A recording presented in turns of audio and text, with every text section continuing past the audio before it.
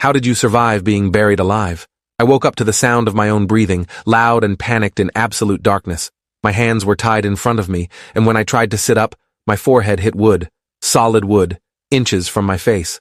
I reached up and felt along the surface above me, my fingers tracing smooth planks that extended in every direction.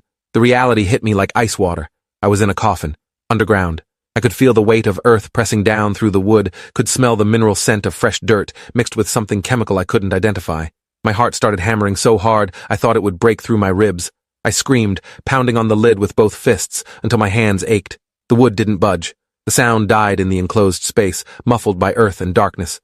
Nobody could hear me. Nobody was coming. I was buried alive, and I was going to die here unless I could think my way out. That's when I felt my phone still in my jacket pocket. I pulled it out with shaking hands, and the screen's glow nearly blinded me after the complete darkness. 1 bar of signal. Battery at 68%. Before I could process what that meant, the phone buzzed, and a video call connected automatically. The screen split into 2 views. One showed my own face, pale and dirt-streaked in the phone's harsh light. The other showed an external camera angle of a wooden coffin being lowered into a desert hole by 2 men in masks. My coffin. I was watching my own burial from the outside. Text appeared across the bottom of the screen in English. "Good evening, Prosecutor Whitmore. Welcome to your final trial. You spent 6 months building a case against Hector Vega.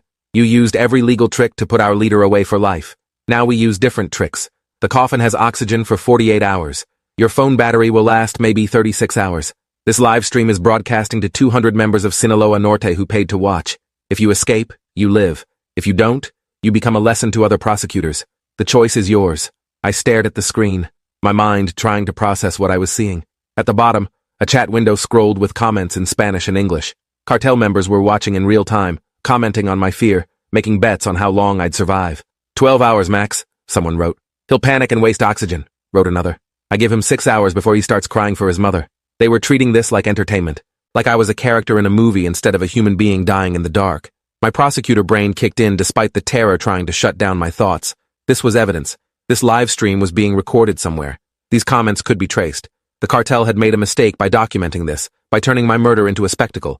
If I survived, every person watching this stream was guilty of conspiracy to commit murder. But first, I had to survive, and I had no idea how to escape a coffin buried 6 feet underground. I forced myself to slow my breathing, counting to 4 on each inhale and exhale. Panic was using up oxygen I couldn't afford to waste. I needed to think like the prosecutor who'd just won the biggest case of his career instead of the terrified man buried alive. I started examining my surroundings with the phone's light. The coffin was wooden but well built, with reinforced corners and what looked like sealed seams. This wasn't some improvised grave. They'd planned this carefully. Then I noticed something strange. There was a small